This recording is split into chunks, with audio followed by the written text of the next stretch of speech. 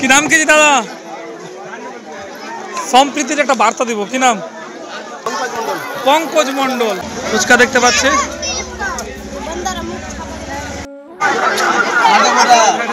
এটা হচ্ছে মোমোর দোকান। কি নাম দাদা? বুবাই মন্ডল। বিক্রি করতে কোনো সমস্যা? কোনো সমস্যা নেই। বা খুব সুন্দর সম্প্রীতির বার্তা। বিক্রি হয়নি? দাদা দাদা নাম কি তোমার? দারুণ একটা সম্প্রীতির বার্তা আমাদের ছোট মহদিপুর ঈদগাহে। হ্যাঁ, রায়পুর না? আচ্ছা, চিন্তিত তোমাকে। এটি হচ্ছে আমাদের বাইশি সমাজের ছোট মহদিপুরের ঈদগাহ। এই ঈদগাহে 22টা গ্রামের মানুষ মিলিয়ে মোট 50,000-এরও বেশি মানুষ একসঙ্গে ঈদের নামাজ পড়লেন। সেই সঙ্গে সঙ্গে মানবতার অপরূপ দৃষ্টান্ত ধরা পড়ল এখানে। আমরা দেখতে পেলাম হিন্দু ও মুসলিম দুই সম্প্রদায়ের মধ্যে সম্প্রীতি। ঈদ মানেই শুধু ধর্মীয় উৎসব নয়, এটি হলো ভালোবাসার এক অপূর্ব বন্ধন। মনে হচ্ছে আজ আমরা সবাই এক, ধর্মের সীমানা পেরিয়ে আজ একই মঞ্চে দাঁড়িয়ে আছে মানবতা।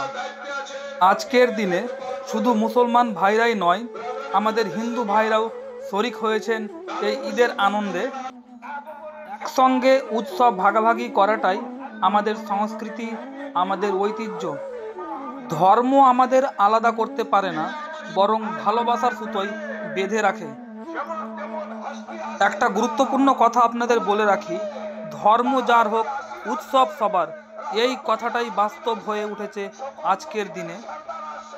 মুসলিম সমাজের লোকেরা যেমন দুর্গাপুজোয় সহযোগিতা করেন, ঠিক তেমনি আমাদের হিন্দু ভাইয়েরাও ঈদের আনন্দে শরিক হয়েছেন। বাইশি সমাজের সম্পূর্ণ মানুষই সঙ্গে আশপাশ থেকে যারা এসছেন সকলেই এই সম্প্রীতির ভালোবাসার সাক্ষী হয়ে থাকলেন। আপনাদের একটা কথা জানিয়ে রাখি, আমাদের এই বাইশি সমাজের মধ্যে শুধুমাত্র মুসলিমরা নয়, বরং অনেক হিন্দু ভাই বোন ও দিদিরাও রয়েছে, যারা এই সমাজেরই আমাদের একটা অবিচ্ছেদ্য অঙ্গ। সত্যি কথা বলতে গেলে কি, একে অপরকে সাহায্য করার মধ্যে রয়েছে সত্যিকারের মানবতা ও মনের সুখ। হিমাংশু মন্ডল, বাড়ি কোথায়? রায়পুর। অনেক হিন্দু ভাই নিজের দোকান বসিয়েছে এই ঈদের মেলায়। ঈদের আনন্দ তারাও ভাগাভাগি করে নিচ্ছেন আমাদের সঙ্গে। খুব ভালো লাগছে, খুব সুন্দর লাগছে।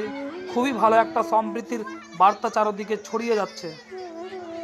এই ঈদ আমাদের শুধু খুশি দেয়নি, দিয়েছে এক মহামূল্যবান শিক্ষা। যে শিক্ষাটা হচ্ছে মানুষের জন্য, ধর্ম, জাতি, বর্ণ এসবের ঊর্ধ্বে আমাদের ভালোবাসতে হবে একে অপরকে। আসুন সম্প্রীতির এই আলো আমরা ছড়িয়ে দিই সবার মাঝে। দেখেন, অনেক হিন্দু ভাই যেমন দোকান বসিয়েছেন, ঠিক তেমনি অনেক মুসলিম ভাইরাও রয়েছে, দোকান বসিয়েছে। কেউ পাপড় বিক্রি করছে, কেউ খেলনা বিক্রি করছে ইত্যাদি।